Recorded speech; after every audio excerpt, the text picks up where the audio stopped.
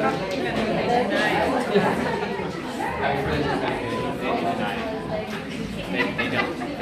don't like it, but It's a bit, Try anything there.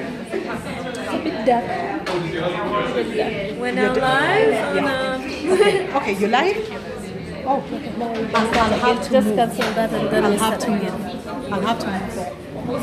I'll have to move to that place. And then is it fine if I say I'll send you thanks the email. to Carmen the Agio? Did I say the Agio or Make it work. single topics?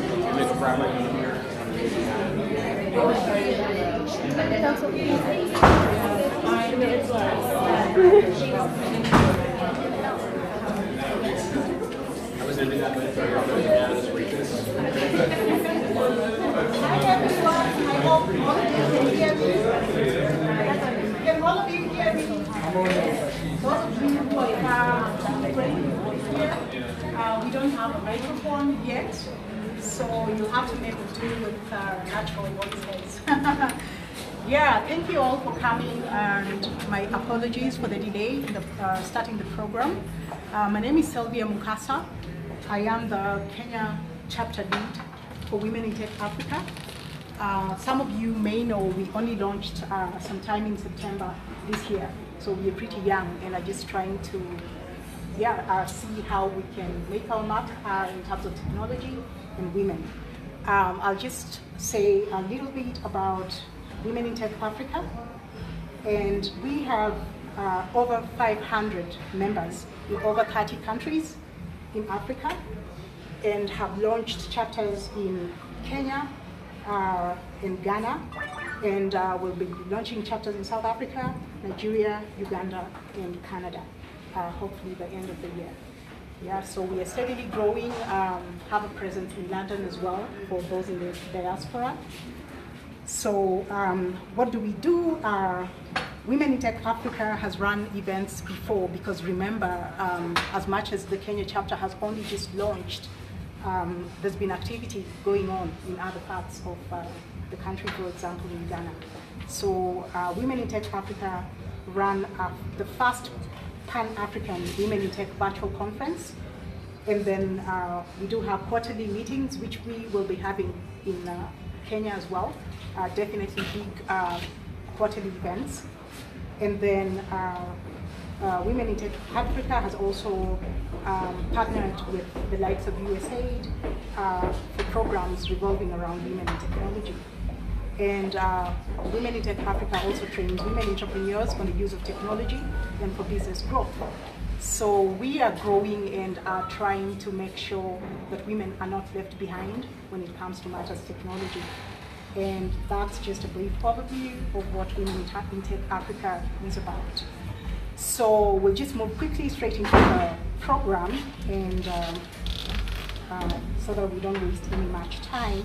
And I'll just mention, just give me a minute, what the program for today is like. We are supposed to have started at 6, and unfortunately, due to some avoidable circumstances, we were not able to do that. So my apologies about that.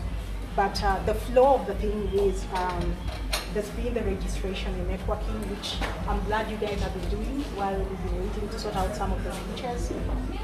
There's food and drinks on sale, and then there'll be presentations by speakers from 3 organizations.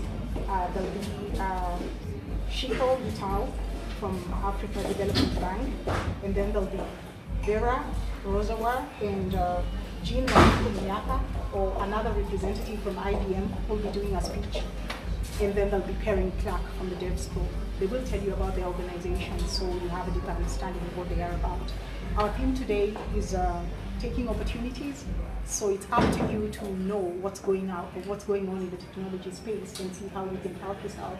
And that you can do by either fitting into any of the programs that will be spoken about, or maybe through networking and just seeing how else you can work with the people that in this room today.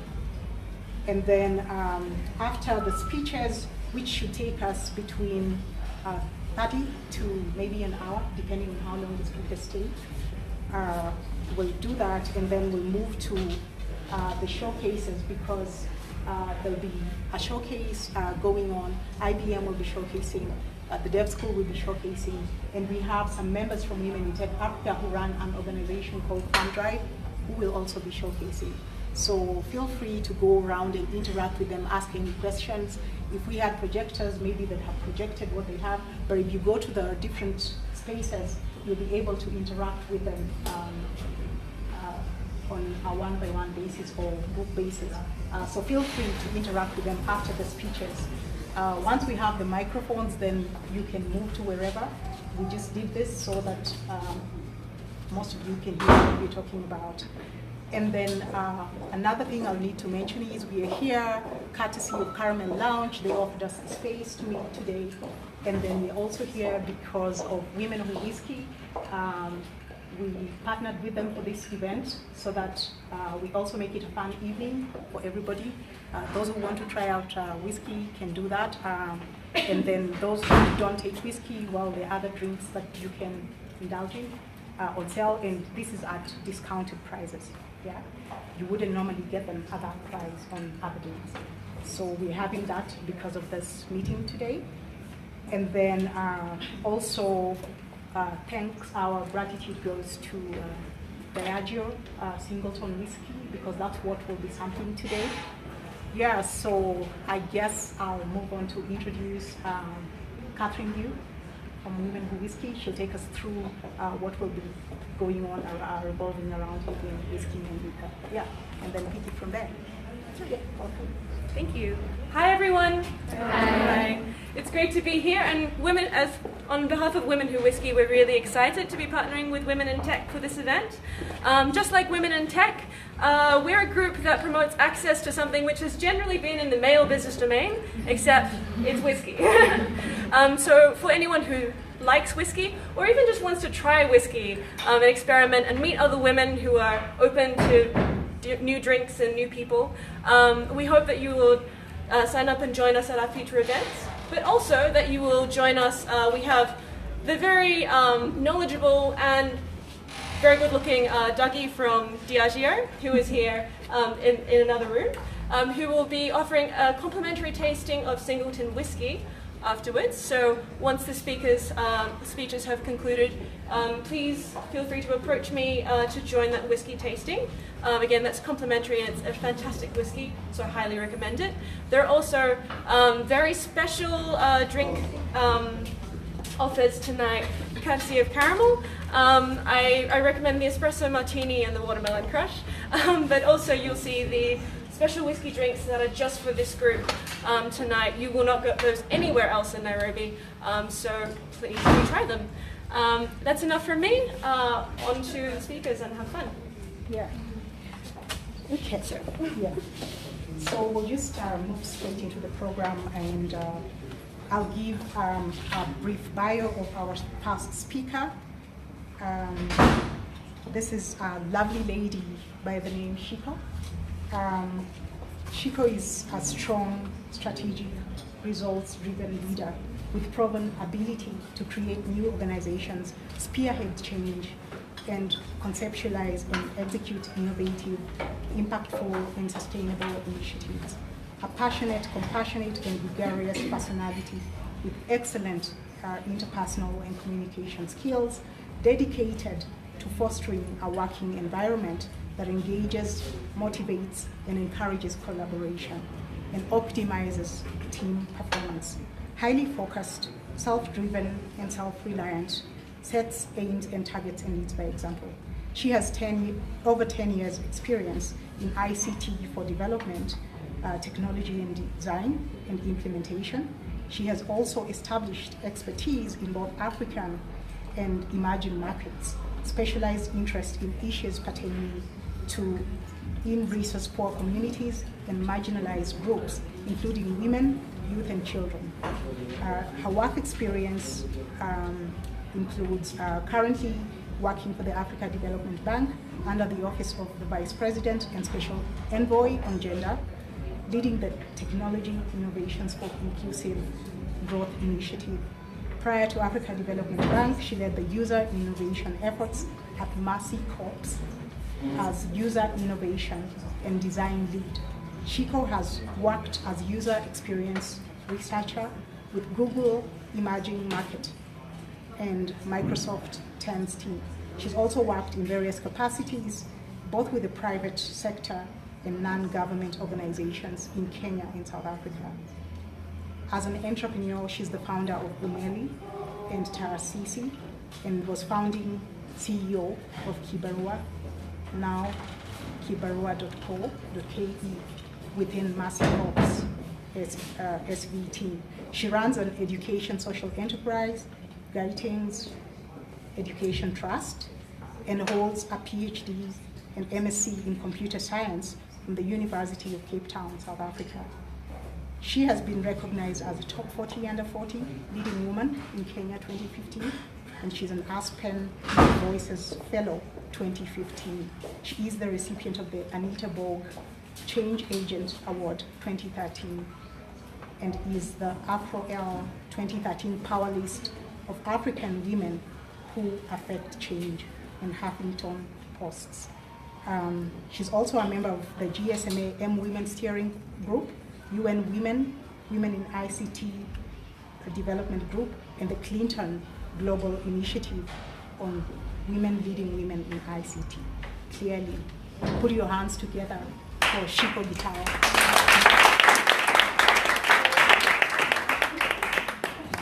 And she's highly heavy now. Yeah. Do you want? Let's get to my notebook. Okay.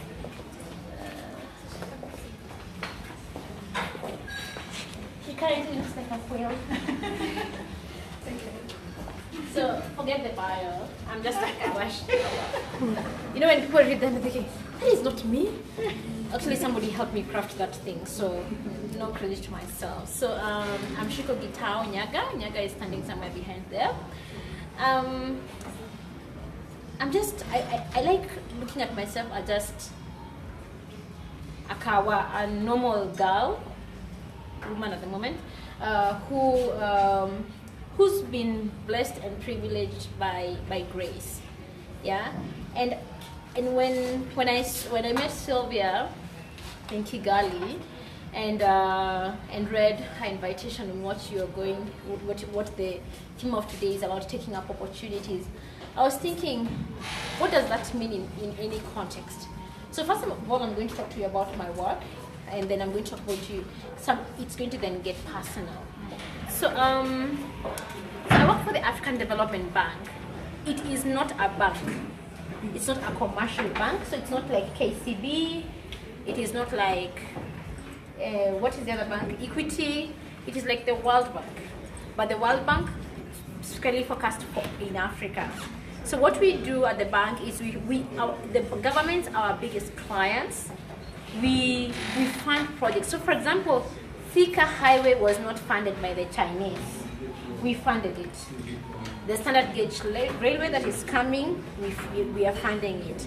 So many of the the wind power projects in Turkana, we are funding it. So you see what we fund, right? But in my role, what I do is I look at development in a different way. Infrastructure is great. It makes our country grow. And I mean, when the SGL is finally finished, we are going to not have no traffic on Mombasa Road, which is going to be great for most of us who live on Mombasa Road. But what impact is it going to have on the person who lives next to the SGL, apart from being kicked out of their homes? Yeah, for the woman who sells mboga, you know. And so my work, it looks at how do I use technology to improve people's lives on a daily basis and get a quick win in terms of impact. And that's what I do on a daily basis. I try to come up with ideas and projects, design projects that are very technology driven, like impacting young women and youth and even older women in terms of their daily life. You know, what if we trained all the women across along not Mombasa Road, Thika Highway on using tech? That is going to impact their lives, right? Or on SGL, what if we created computer labs that are going to help the kids around there be able to access devices that can actually help their lives in terms of tech use and access to the internet and access to jobs online. That is going to be improving on their lives. So that's what I do on a daily basis. Like, just come up with this innovative, but my work is on technology and innovation, is to just think through design projects that are actually going to have those quick wins. So I have projects from Senegal to Namibia, and sometimes, and she was asking me, have you stopped traveling? My doctor refused to give me a note to travel. That's why I'm not traveling anymore, because they said baby will come up on the plane. But I mean, that's what I do, and I'm very excited. Like this year, I have had a very fulfilling year because of the projects that I have run. And it's not just me; it's just we are a big team and the idea is to come up collaborative with projects that can be embedded on this bigger multi-million-dollar project. So that's what I do on a day-to-day basis. But on the other hand, like on a personal basis, I'm a member of many things, yeah, as you've heard, and that's the list that looks nice. I am a member of things that are not as fancy. You know, I sit on startups that have 2 people. I sit on boards and help them come up with ideas on how to grow and scale their businesses. You know, she's my student, this one, who's recording me. Oh. Yes, I adjunct at Strathmore University, and it's passion driven because I want to see better caliber of researchers coming out of the country, you know. And she will tell you I'm not the easiest person to work with. She will tell you she had to write her draft like 5 times because it was not just getting there, but she passed and she's graduated. Congratulations, you know. Thank you. And now she's promoted. She's an important person in telecom, and she's not even bought for me lunch. You know. So and that's part of my work. And she will tell you, and she wrote me an email, I'm quoting from her, I helped her become a better person because of being hard on her. And that's part of life, and that's what I'm going to be talking to you about. It's about those opportunities. Those opportunities, you have to be hard on yourself, and you have to be hard on the people around you.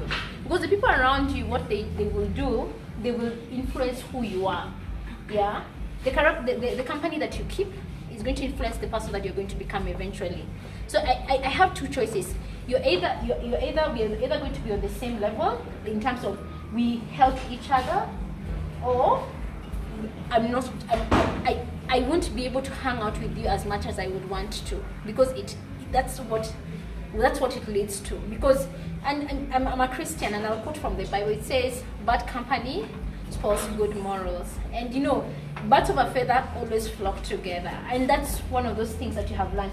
And I have learned this with age, ageful, not old. And I have learned that sometimes you have to let go of some relationships and some friendships for you to be able to grow and to go to that next level.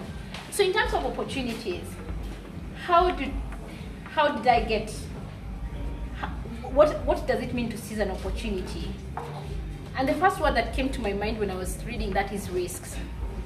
We as women don't like taking risks at all. Yeah? When you're told panda and they go to somewhere you don't know, you're sitting thinking, what is the name of that country? Where will I land? Where will I sleep? Who is this person? Are they going to rape me? Are they going to make me a sex slave? Whatever. You know, you think of all these things and you forget it's an opportunity. Yeah? And you have to seize it. And I will give you an example. So we were hiring for this for this job, for a position that we had.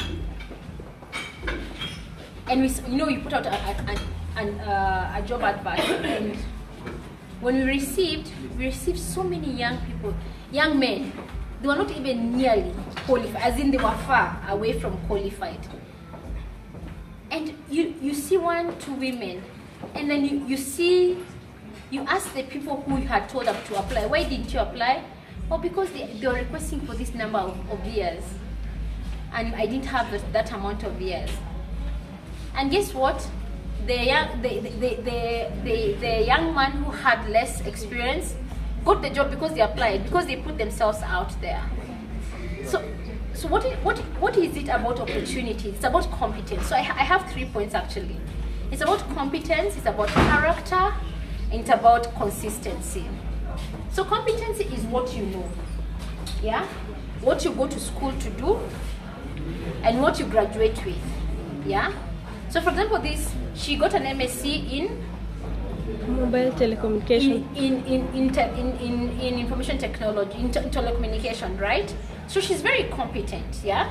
I can vouch that she can write a good paper and present herself well, yeah?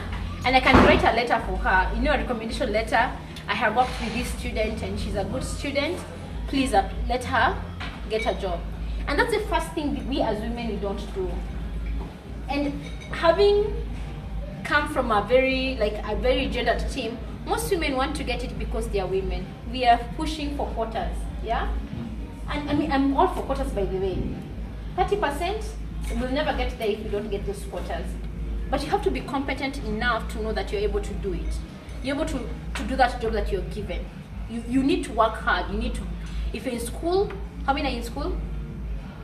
Yeah, I thought like 3 of you. If you're in school, you need to put your best foot forward. And you need to, if somebody tells you need to reduce some work, it's not because they hate you. They just want you to be good, yeah? You redo it with a smile on your face, yeah? If you fail, you work at helping yourself become better. If you're at work, take initiative to learn. Don't sit on your desk and do this particular job description that you've been given. Or you're thinking, I have done data entry, I have done this and this. Take initiative, go ask questions, be good at what you do. Be very, very good. Actually, as a woman, you need to be like 4 or 5 times better than the next guy, yeah?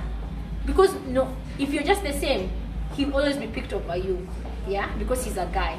You need to be so good that they will pick you over him because you're so good, and they know what they are missing, yeah? Sorry for the guys who are in the room. It's okay, yeah? So you need to be extremely good. Be competent at what you do, yeah? Read, yeah? And people will call you about me. I'm a self-confessed bookworm and geek. I am not embarrassed about it, yeah? At all, no embarrassment. I am a geek. I love my reading, yeah? I love being like, you should see, the first things I go in the morning, I read what's happening on Mashable, TechCrunch, Financial Times, all those things. I just want to know what's happening in the world, not only in my sector, but like generally you need to have like a conversation starter just in case somebody asks you, so what is Benny Carson doing these days? Then you're blanking, who is Benny Carson? You're thinking, okay, that is not good at all. What is the latest beef with Trump? He hosted SNL. Please, that is his latest beef. No, the latest one is actually he's criticizing Starbucks new cup. Anyway, you need to read. You need to have that kind of information, but also you need to be good at in your trade. Yeah. What is the biggest release right now? What are people talking about? Apple's earning. Things that affect your industry but also you have to have your own opinion. So Apple has released its new earnings. They are making X billion. They have not sold their watches as much as they would. But how is that affecting our continent? You have to be able to relate all those things together for you to have a conversation and opinion by yourself. So be competent at what you do, yeah? It's not like at grazing it out, yeah? At bimboing it, being a blonde at it. Do not, yeah? No, we are women, we're very good at it, by the way. Okay. Okay. Nice. Oh, yeah, I didn't know. Oh, okay. No. No. That is a no. Yeah? Have some information in your head that is going to be meaningful to somebody else. You have to be able to give. And it's about giving somebody something that you have in you, that people see your value in their organization, in your class, and it's adding that value that is competency. But after all it's said and done, competency can only take you as much, yeah? Competency can get you into a job, can finish your interview and get hired, but character is the next thing. And for me, character is the most important thing. You can teach competency. You know, I can take you straight from the university or not even graduated and teach you into what I want you to be in my organization. But I can't teach your character. I can't teach learnability. I can't teach you to be somebody who takes initiative. I can't teach you those soft skills that you need to be there. You know, being hardworking. I can't teach you out of laziness, for example, unless you are fired. You know.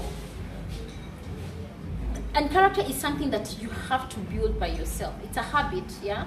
It's something that I know your parents told you about it, your teacher told, and I'm telling you about it, you're thinking, nah, but it's very important. In any place that you'll ever go, character is very, very important. It's important how you treat yourself, first of all, and how you treat other people, yeah? And character does not mean being humble and putting yourself down.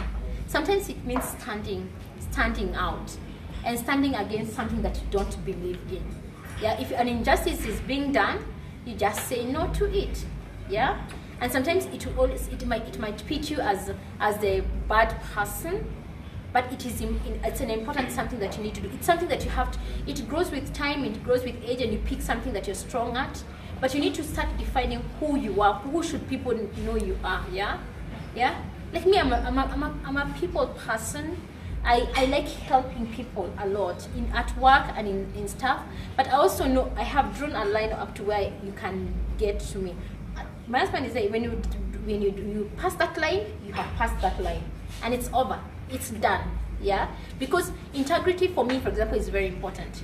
If you're not going to carry yourself with integrity, if you're going to be mentioned in things, or if I'm going to hear you have said things about it, if you're going to bring gossip to me, done. Yeah, if you're not going to be doing your work and you're going to be cheating on your work, stealing other people's work, yeah, you just have to create that, like a work ethic of yourself. And you don't have to, that one is something that Shiko, you can be role model, mentor, and all those things to you, but you'll never pick from Shiko. It's something that you have to build within yourself. You have to promise yourself that you have to give the 8 hours of work that you'll be employed to do, and more if you want. Sometimes it's more, yeah? You have to say you have to deliver. You have to say you're a person of your word. You know, you have to say that you do not steal, you do not cheat, you are not corrupt, yeah? Yeah, those are things that you have to train yourself, and it's such very, very young. As there's an example, I will not say which organization that I worked for. I worked for this organization, and everybody in the organization had never seen a computer past the keyboard that the secretary had. So when I joined the organization, I was this computer science graduate, and I was given the work to do all the research on the internet. My work was to do the internet. Then as they progressed, they gave me more serious work. So every time they went for meetings, they would go with me, because I would take all the notes, go and research and pad it up, and turn them into proposals for them. In this particular case, I had given my number so my number was distributed to, because I'm the one who will be sending all these things, my phone number was given to these very important people. One day, one of these very important people called me and said, Shiko, I want you to do this for us. And said, okay, that's fine. I need to talk to my boss about it. So it's fine. If it's money you need, how much money do you need? Red flag in my head. And I realized they're telling me to do something behind my boss's back. So they had not talked to my boss, and they're paying me to do it. So at that point, as on your first job, when you're being paid to 20K to survive, you pay your rent 7,000 in South B, you do your shopping, you try and save, you give your sister, and eventually you remain with 3,000 until the end of the month. Yeah. So when somebody is offering you to give you like a similar amount, like in the middle of the month, you're thinking shoes, you know. But I realized at that point, that's when you realize what drives you. So I said, it's fine. don't worry about that. I can still do it, but let me just first speak to my boss. He said, and then at that point, that story died. He said, it's okay. You don't have to do it. We'll find somebody else. And that person, that important person, is very, very important person at this point in this country. And they still have respect for me. He said, oh, you're that young lady. Every time I meet them, you know. I was 24 at that point when I said no to that money. And now we meet in important meetings and they say, oh, you are that young lady who worked in that organization. Of course, they won't link me to the fact that I said no to their money, but they always remember that I said no to that money. It's an impact that you leave, and that is character. But more important than character is consistency. I want to tell Rachel something, then I come and tell Sylvia something different, and tell him something totally different. I'm the same person. He knows the first time we talked with you is the exact same messaging I've told him throughout. And if they search together, they will know that it's the exact same. I'm the exact same person. I do not change. Yeah? Same as Sylvia, I do not. Yeah? I do not change. I don't wear faces to please anybody. I always say, the same way I'll treat Obama if I met him today is the same way I talk to, I mean, of course, there is decorum, diplomacy and all those things, but it's the same way I talk to the Wachi downstairs. I mean, I used to work in this building, and I've just met the Wachi, and he said, hello, ulipotelea wapi? You know, everybody with respect, yeah? And you need, and if you're snob, it's fine. Some people are not people. You don't greet everybody on the universe, which is okay, yeah? So, but be consistent. So the watchee will not feel that they've been treated differently because they are watchmen, yeah? So if you don't talk to the watchee, you don't talk to the cashier, you don't talk to everybody, it's fine by you if that's who you are. But be consistent in who you are. And consistency means even with growth, you know, you grow from your university, you grow. You're consistent in character. So the people who've known me since I was at university and undergraduate, and the person who met me when I was doing my PhD, and the person who met me yesterday, will tell you the same exact story about Shiko. That I'm the same person, yeah? And that for me is how you attract opportunities. So when I'm like this job at the bank I was called for, I never applied for it. And because people say, oh, Shiko will do that job for you, yeah? Because they know who Shiko is. I have not changed. They know I won't go and embarrass their name. Yeah? And that's how opportunities come for you. And so those are my 3 C's in terms of how do you attract and keep those opportunities. Yeah? And opportunities will always come. Yeah? So, but if you're consistent with your character and you're competent, you know what opportunities to pick and which ones not to pick. And there's some opportunities that will come to you and they're very attractive. You look at them and say, very attractive, but is not consistent to who I am, yeah, to my character and to my competence. So if somebody, for example, I've had this random offer to go and work for a very a top 10 company in the world, but it was not tech. It didn't have Africa in it. They just wanted to do something to do with innovation. And so I was asking them, why me? They said, because you have the skill set to do it. I said, but this is not my industry. I've never even worked with it. They said, no, you have the skill set. And I realized, I just told them, I'm sorry, this is not me. This is not something I would do. And you have to be very comfortable with that person and saying no to some opportunities. But also it's on the flip side, it allows you to take risks. It was very hard for me to jump on a plane and go to Abidjan. I have to be honest. I know East Africa, I know South Africa, I speak good English. Yeah? I think. My French does not exist. So I'm jumping onto this plane, going to this French-speaking country. I didn't know anybody. Yeah? I had to ask one of the Kenyans in the organization to give me like a place to stay until I got my own flat. Do you know how hard that is? Yeah? But it's about taking risks, you know. And then it's a new opportunity. Yes, it is in tech and they're telling you to do tech work, but it's in this development bank thing that you don't understand what it's all about. I'm used to tech. I mean, I work for Google, I work for Microsoft, so I understand tech. So this is it's a different area altogether. Am I going to be good at it? Yeah. So that's the second, the one thing that, what are those, like, once you take a risk, what are those ingredients? You just have to believe in yourself, yeah? Believe in a higher power, believe in God that you're able to do it, yeah? Because if you don't believe, those risks you'll never take. Because if you don't, and I always tell this, and I've said this so many times to so many people, nothing worth having comes easy. You have to take a risk. You have to. Yeah? Sitting down is a risk. Getting married is a risk. Having a baby is a risk. Everything is a risk. But why are you so confident sitting on that seat? Because you think it's a risk sitting on that seat, but you think it's going to hold you. Yeah? So it's you have to believe that you believe in you. Believe that what you have to offer is worth jumping on that plane. Or approaching that boss. And you know, I always say my first job in this other organization was, I met the executive director for that organization and said, hi, she was called Jerry. Hi Jerry, my name is Shiko. I like your organization and want to work with you.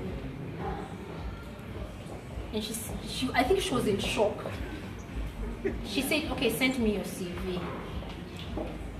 And 2 weeks later, I was in a job.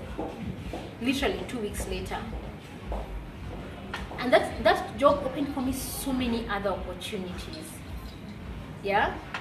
Google the same. Google, I was in a conference in the US and I was presenting, and the vice president for Google, now she's actually the CTO for the US, Megan Smith.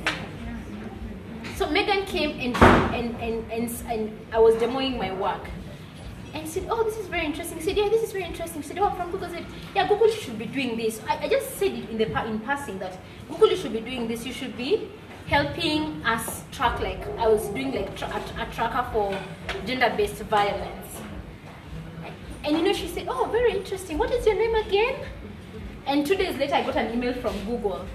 And I think 2 months later, they emailed me, somebody called me literally and said, hi, I can't remember her name. Can you send us your CV? I'm Google, we want to hire you. And I was like, yeah, I'm the queen as well. I don't think, why would you want to hire? And they said, yeah, you met our colleague and we think you have something to offer to Google. And that's why I ended up at Google. It's just about taking risks, being very confident, asking questions, challenging the status quo. I was telling you, Rachel, that one of the things that is a detriment to us young African women, especially African women, is we've been brought up as African women. That we are humble, we are nice, we don't challenge people, we don't ask questions, we don't lift up our hands because we fear that other people will look on us with a bad eye. Yeah? But I've learned that lean in, we should have a lean in for Africa, which means lifting up your hand is not a bad thing. Questioning your elder is not a bad thing at all. Yeah, because you're going to work with older people, you're going to be the most qualified in that room, and you'll have to make a decision that they have to follow, and you have to adjust to that reality. Yeah, like now I work with a bank where a majority are older men. They could be as well be my father's age. Yeah, and challenging them is hard for me. It's hard. You know, I have to swallow, then ask a question.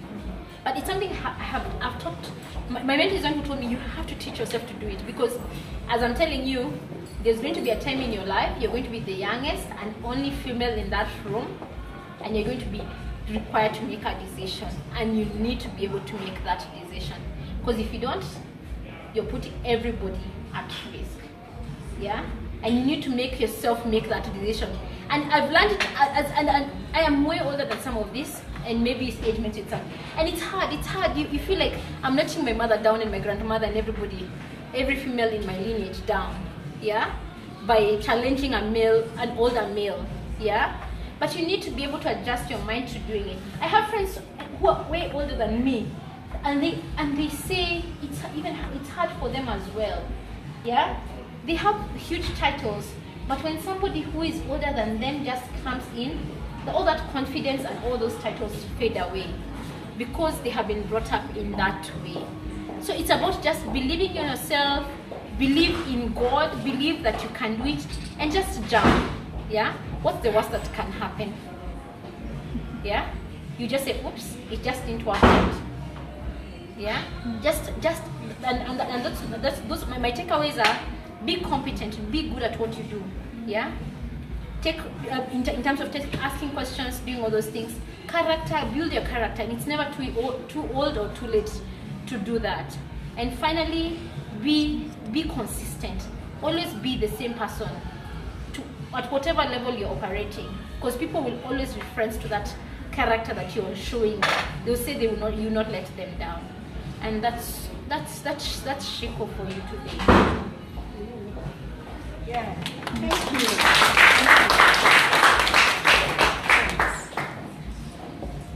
Yeah, thank you very much. You had that from Shiko. Yeah, it's up to you to take up whatever opportunities that come your way. No one will make that decision for you. And yeah, so I believe, just like Shiko has been saying, sometimes as Africans we don't want to show off what we've achieved, or we feel that we should be humble. And it's for that particular reason that I actually read people's bios. Some people don't like their bios being read.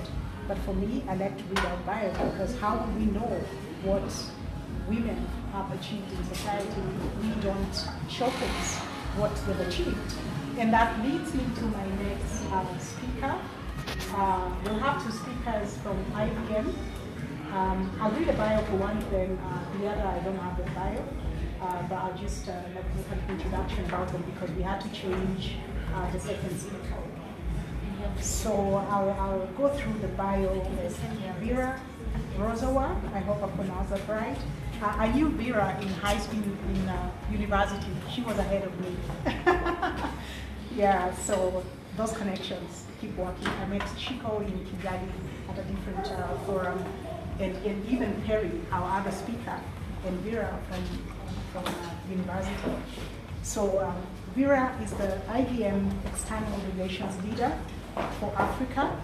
She joined IBM in 2011, bringing a wealth of experience in strategic communication and public policy from international development and the media. Her current role involves engaging key influencers, including government, key accounts like Airtel, influencers, media, and analysts.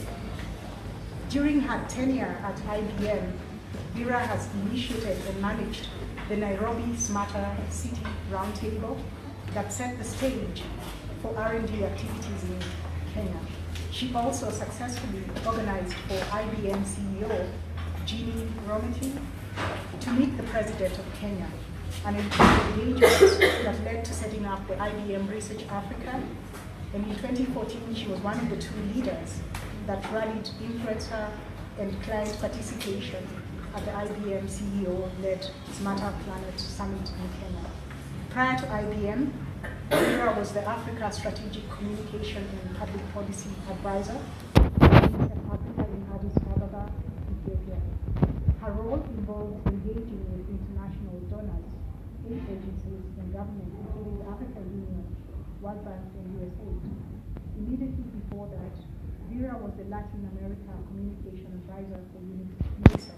She also worked in Eastern Europe, Kosovo, and Macedonia for UNICEF and NATO, OSCE, during the last Balkan conflict with the United Nations-led Operation Lifeline Sudan, OLS, and the UNICEF Eastern Southern Africa Regional Office.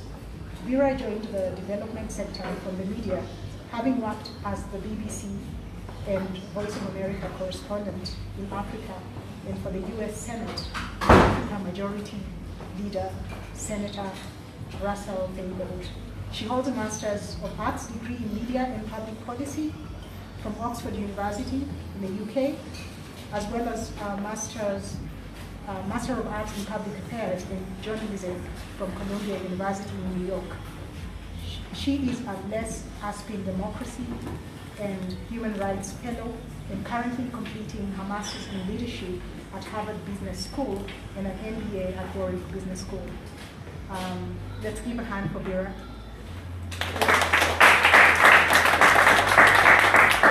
Yeah. And then alongside her, we'll have Hilda Modoni, who's an IT specialist at IBM. So welcome Vera and Hilda. Yeah. Okay, thank you very much, Sylvia, for that long bio. I need to edit that. So, ladies and gentlemen, thank you very much for coming around today. I think this is a worthy initiative to be a member of. I'm really, really excited to see so many young, enthusiastic people really interested in technology. I think that just your presence here shows where this continent is headed.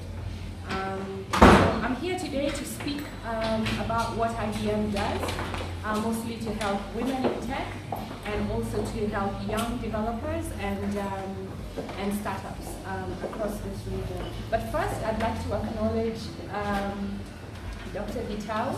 That was a fantastic mentoring session packed in a very short time with a very in-depth span of knowledge. So I hope that you ladies and gentlemen, I forget, or gentlemen, that you gain something out of that. So I'll start by first asking you, how many people know how long IBM has been around for? Any takers? Any guesses? 75. Comparing 75? No, around, I mean globally. So 75, anybody else who'd like to hazard a guess? 1911. Sorry? 1911. Yes. Wow. Right, so IBM has been around for 104 years. And I think it takes a lot of innovation and smarts to survive all the upheavals that technology has gone through for over a century. I think the only other company I know that is still around that is almost as old as IBM is Procter & Gamble. So IBM globally hires over 350,000 employees. That's huge. I used to work for the United Nations. I thought that that was as big as it got until I joined IBM and I was like, oh my God, this is unbelievable. But you know, it's the proverbial elephant, as IBM is referred to, and it trudges along. In 2014, our revenue was $92.8 billion. And our major revenue earners, since you're techies, are cloud, big data analytics, and technology services. In the last 2 years, we have invested over $1 billion to create IBM Bluemix, and this is really relevant for everybody else around the room. Why? Because IBM Bluemix is a cloud platform as a service. It's offered as a service, and it particularly targets software developers. And I was speaking to some of you around the room, and my colleague Hilda will touch on that a little bit more, in more detail rather. But we can avail for those interested access to cloud for 6 months for nothing.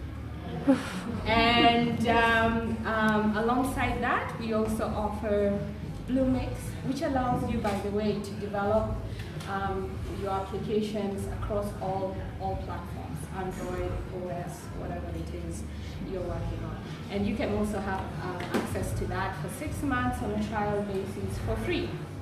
So see me or see Hilda after we are done. She'll actually, as I say, delve deeper into this, and she'll have a demo on how you can work with Bluemix. So please make sure you see her after this. Hilda here.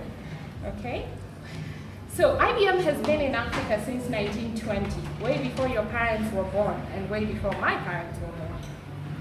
And our first offices were in Dakar, Senegal, and in Johannesburg, South Africa. And as of 2006, we had direct presence, by which I mean fully fledged offices in only 4 countries.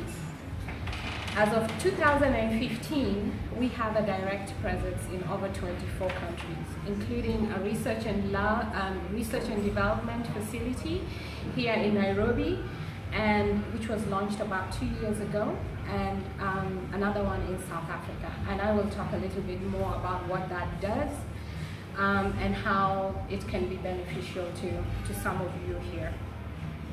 So we have a hub in Kenya where we host the research and development facilities or operations, and we also have a commercial office where we support some of our clients like Safaricom, Airtel. I always tell people, you don't know how much IBM touches your life, but if I were to tell you, pretty much everything you touch on a daily basis, we have a hand in it.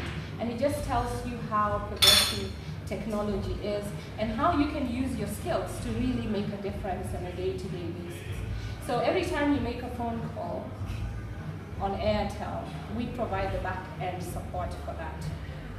We ran the M-Pesa platform for many, many years, and we continue to work with M-Pesa. We provide them with ERP and a number of other technology solutions. Think about Kenya Revenue Authority. Not my favorite every airport when I have to file my taxes, not just because they take too much money from me, but because it's a very tedious process. But we and some other technology providers are working with Kenya Revenue Authority to try and make them much more efficient than they are currently. Okay? So in 2007, IBM made a decision to really invest in Africa. And why? Because out of all the regions we work in, which is pretty much every other region, Australia, Asia, Latin and North America, and Europe, including Eastern Europe, this is the only region where growth hasn't plateaued. If we look at the IBM revenue, this is the only region where our growth has been consistent, going up. Again, that means dollar signs for those of you who dare to take a risk, as Dr. Gitao had mentioned. And so we decided that we were going to invest over $100 million on an incremental basis to expand our operations across the continent. And so what do we do exactly here? We do support African people and its institutions with initiatives including skills development, technology infrastructure, governance, and scientific research that really targets Africa's grand challenges. And I'll touch on that a little bit in a minute. And across Africa, we work mostly with business partners and independent service vendors to put in place systems and infrastructures that underpin the continent's economic and social transformation. I don't know whether to talk about women in tech first or whether to talk about ecosystem development. But maybe I'll start with women in tech. So IBM is really serious about promoting women in technology. And you can see that just by the mere fact that our CEO, chairman, and president of our board is female. And she's one of the few in technology that heads such a Fortune 500 company. And also in IBM, we have a Global Women's Council, and its sole purpose is to advance women's careers within IBM, but also the careers of women like you who are entrepreneurs or who work in other sectors within technology. In Middle East and Africa, we do have a MEA Women's Conference, and the whole idea is to make sure that as young people like you come into IBM, we set them up so that they can advance to more senior roles, move to different countries, and eventually become IBM executives. And I would use myself as a good example. I joined IBM in 2011 from a very different sector. I used to be an emergency junkie. I chased hurricanes in Latin America. So I'd be part of the advance team that was sent to an island or to Mexico before a hurricane hit. And while everybody was leaving, we were flying in, and then you handed down, and then you were the fast responders when that happened. And so moving to IBM was like moving to Pluto for me. And for the past 1 year, I joke with my colleagues at IBM that I felt like I was working with aliens. I had no idea what they were talking about. The language was completely different from what I was used to. And there was this thing called efficiency, which was so alien to me, having come from the UN, which, if you think about it, is like all your governments, the good, the bad, and the ugly put together with a lot of money. And so it's very bureaucratic, extremely inefficient. And Dr. Vital touched on the fact that there are lots of old people who've transferred from governments, and they joined the UN, and all they think about is changing, or rather conserving their pension. And so if you come in and you're young, and you know how it is when you're in your 20s, you think that the world is yours, and you can change anything and everything, and then you come into this organization with all these grand plans, and everywhere you turn, you're told, no, sorry, you can't do that. That's not the way we do business here. Sorry, we can't do this. This is not the way we do business here. And after 10 years of doing that, I was like, I've done my service to humanity. Thank you very much. I'm out. So I went to the corporate sector, and I have never regretted that. Now, why do I say I'm an example? After 1 year of joining IBM, they came to me and said, oh, we need to send you back to school. You're a great asset to the organization. And I looked at them and I said, you have to be out of your mind. I'm a mother. My spouse is not here most of the time. He's still an emergency junkie working in the US State Department. And, we have a child. How can I go back to school? And so I tried to haggle, and after 3 months of them being really nice, they said, you know what?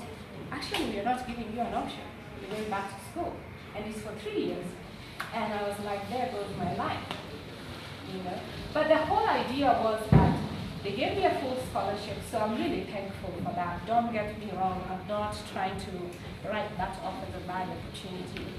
I sent to have a business school. It's a fully paid program. All I have to do is study. I show up at school, I find my books are packed for me. They pay for my hotel accommodation, pay for my ticket, they pay for my tax. I don't have to spend a penny.